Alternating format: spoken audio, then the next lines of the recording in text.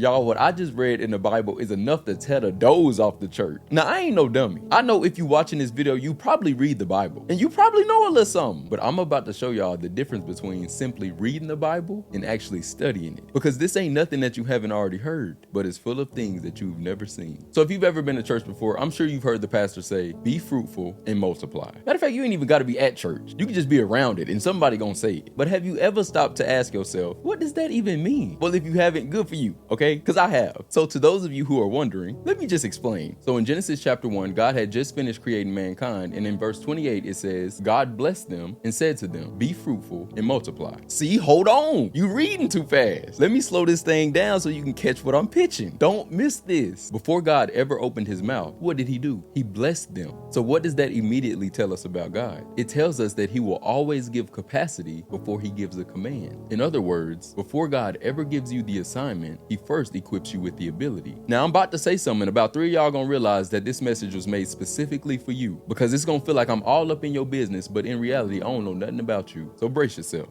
God telling you to do it should be the only sign you need to know that you can do it and that you need to do it. But your problem is you crave confirmation from others more than conversation with God. So you and God done sat down and talked about this thing, but since Tamika and Tanya don't think it's a good idea, you ain't gonna do it. So now you out of purpose because you trying to please people who won't be there to help you fight the battles that you got yourself into by trying to please them. But anyway, back to the scripture. So after God blessed them, then he said, be fruitful and multiply. Now I'm willing to bet that most of you have been taught that this means to have kids and populate the earth, but that is not what this means at all. Because if that was the case, then that means Jesus lived a life that produced no fruit and lacked multiplication. But we both know that's not true. So what does this mean? Great question. I thought you never asked. So let's play a game called Imaginary Pictionary, okay? And since I just made this game up, I'll make the rules, okay? Y'all just play along. Okay, so I want you to think of an apple, a big red Honeycrisp apple. Now imagine yourself eating that apple all the way down to the core. Now I know some people who eat the core, but let's not do that this time, okay? But when you get to the core of that apple, what do you find? Seeds. That's right. And if you plant those seeds into the ground and take care of them how you're supposed to, what do you get? An apple tree. Look at y'all. Y'all such a great class, just smart. But that's what it means. God is saying, be like a fruit with the gift he gave you. A fruit is a living organism whose seed is inside itself, and when exposed and stewarded properly, it can produce a harvest for everyone that comes in contact with it. That's what God wants you to do with your gift.